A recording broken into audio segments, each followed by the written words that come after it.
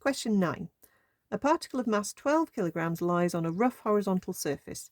The coefficient of friction between the particle and the surface is 0.8. The particle is at rest. Is then subjected to a horizontal tractive force, that just means a driving force like an engine, of magnitude 75 newtons. Determine the magnitude of the frictional force, giving a reason for your answer. Okay, so let's draw what we've got and think about what it's told us at the same time. So we've got 12 kilograms, so the downwards force is 12g.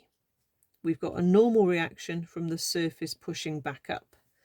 We've got a horizontal sort of engine force, which is trying to make us move forward. It may not succeed, but it's trying to make us move forward. It doesn't actually say it's moving, does it? It says it's at rest and it's then subjected to this horizontal force. What it hasn't told us is whether it, in sort of the end, starts to move because of that force. Okay. But if it is going to move, the friction force is going to be opposing the motion. And if it's not yet going to move, just the fact that that force is pushing it means that the friction force is opposing. So we definitely know our force diagram looks like that. Okay. We definitely know we can resolve vertically. So perpendicular to the motion, or, you know, the motion if it was going to happen. Okay, so any possible motion. You can always resolve perpendicular to the motion. So R is equal to 12g. If we work out 12 times 9.8, we get 117.6 newtons. The coefficient of friction equation gives you your maximum friction. Okay. So the maximum friction is 0.8 times 117.6. Okay, let's times that by 0.8 and we get 94.08. Right, so we can work out what happens now.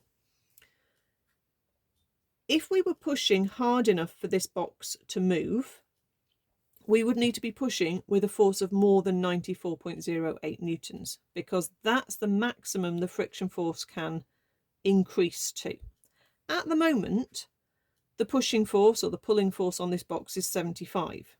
Okay, so the friction force only has to be 75 to match. Okay, otherwise the backwards force would be stronger than the forwards force and the box would move backwards, which doesn't make sense. And we know that's not going to happen. You know, if I push something gently and I don't push hard enough to make it move, it doesn't suddenly accelerate towards me, does it? It just sits there.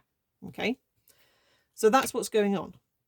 Your maximum friction is 94.08, but we're not at the max yet because the forward force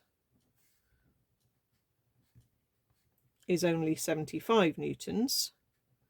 So therefore the friction force is 75 newtons as well to balance it. Okay, so it's not moving, it's still not moving until you push with a force that's more than your maximum friction.